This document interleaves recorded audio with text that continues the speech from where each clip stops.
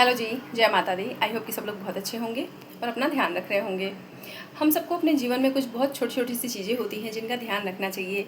अब हम में से कुछ ऐसी गलतियां हो जाती हैं जाने अनजाने, और कुछ लोग तो बहुत शौकिया तौर पे करते हैं।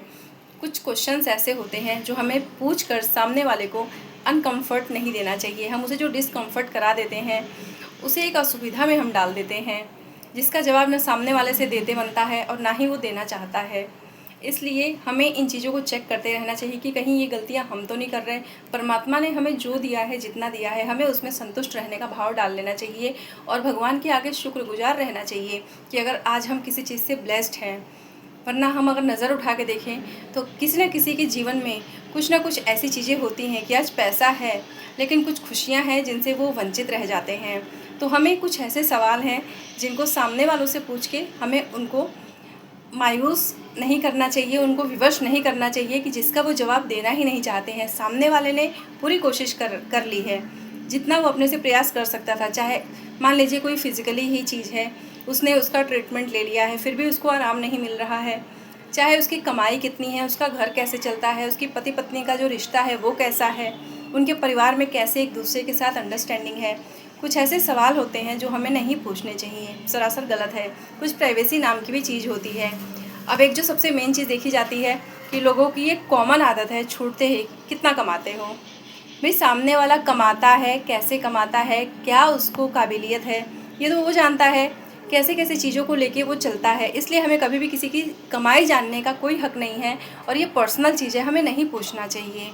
हाँ, उसकी फैमिली तक बात ठीक है, फैमिली भाई फैमिली है, बट हमें अगर हम बाहर से हैं तो हमें इन चीज़ों को पूछ के सामने वाले की प्राइवेसी को कहते हैं ना छीन करना नहीं करना चाहिए। फिर दूसरी चीज़ है कि आप अपने जो हस्बैंड हैं उनके साथ आपका रिश्ता कैसा है, ये भी बहुत बड़ी गलत बात है। हर किसी में खटपट होती है और अगर कोई कहे कि उसका झगड़ा नहीं होता तो वो सरासर झूठ बोल रहा है। तो इसलिए हमें जिसका जो रिलेशन है उसको दोनों को समझ है, वो अपना लेके चल सकते हैं, हमें उसमें इंटरफेयर नहीं करना चाहिए और ना इन चीज़ों में कभी भी हमें कोई क्वेश्चन आंसर करना चाहिए। फिर मेन चीज़ जो आती है, अगर मान लो कि सामने वाले की हेल्थ सही नहीं रहती है, भगवान ने कोई ऐसी उसको तकलीफ़ दे दी है, कोई उसको डिसीज़ है, कोई बीमारी है, सामने वाला भी समझदार है, वो अपना ट्रीटमेंट ले रहा है। अब उसके सामने अगर हम हेल्थ की बड़ाई करें कि हम तो बहुत फिट हैं, आप ऐसे किया करो, वैसे किया करो, तो ये सारी चीज़ें भी हमें डिस्टर्ब कर देती हैं।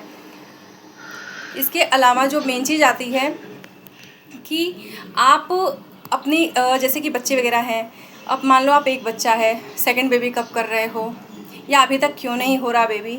अरे भाई सामने वाले ने ट्रीटमेंट ले रखा है, उसको भी हमसे ज़्यादा उस बेचारे का ये दुख है तो वो उसका इलाज खुद कर रहा है।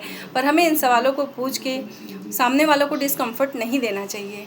ये बड़ी छोटी छोटी चीज़ें होती है और जाने अनजाने हम इन चीज़ों को पूछ के, क्योंकि सामने वाले को नहीं पसंद है कि उससे ऐसी कुछ पर्सनल चीज़ें पूछी जाएँ, पर फिर भी हम पूछ के उसको अगर डिस्कम्फर्ट दे रहे हैं तो कहीं ना कहीं ये हमसे पाप ही हो रहा है।